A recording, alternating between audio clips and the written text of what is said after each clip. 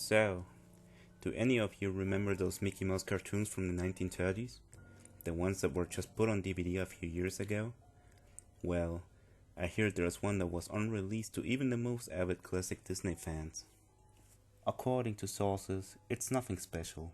It's just a continuous loop of Mickey walking past 6 buildings that go on for 2 or 3 minutes before fading out.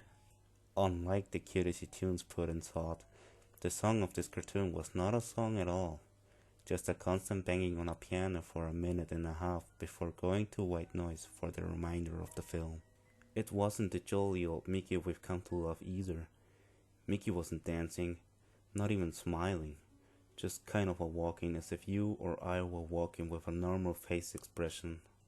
But for some reason his head tilted side to side as he kept this dismal look. Up until a year or two ago, everyone believed that after it cut to black the episode was over. When Leonard Maltin was reviewing the cartoon to be put in the complete series, he decided it was too junk to be on the DVD, but wanted to have a digital copy due to the fact that it was a creation of Walt Disney. When he had a digitalized version up on his computer, he took a look at the file. He noticed something. The cartoon was actually 9 minutes and 4 seconds long. This is what my source emailed to me. After it cut to black, it stayed like that until the 6th minute before going back into Mickey walking. The sound was different this time. It was a murmur. It wasn't a language, but more like a gurgle cry. As the noise got me more indistinguishable and loud over the next minute, the picture began to get weird. The sidewalk started to go in directions that seemed impossible based on the physics of Mickey's walking. And the dismal face of the mouse was slowly curling into a smug.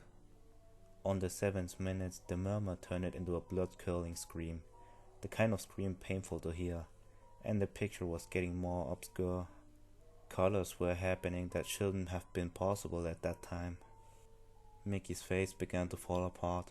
His eyes rolled on the bottom of his chin like 2 marbles in a fishbowl, and his curled smile was pointing upward on the left side of his face. The buildings became rubble floating in mid-air, and the sidewalk was still impossibly navigating in warped directions. A view seeming inconceivable with what we as humans know about direction. Mr. Martin got disturbed and left the room, sending an employee to finish the video and take notes of everything happening up until the last second, and afterward immediately stored the disc of the cartoon into the vault. This disturbed screaming lasted until 8 minutes and a few seconds in, and then it abruptly cut to the Mickey Mouse face at the credits of the end of every video with what sounded like a broken music box playing in the background. This happened for about 30 seconds, and whatever was in that remaining 30 seconds, I haven't been able to get a silver of information about.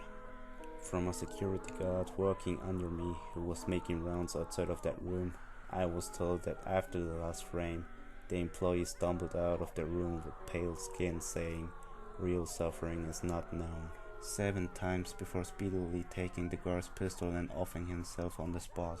The thing I could get out of Leonard Maltin was that the last frame was a piece of Russian text that broadly said, "The sights of hell brings its viewers back in."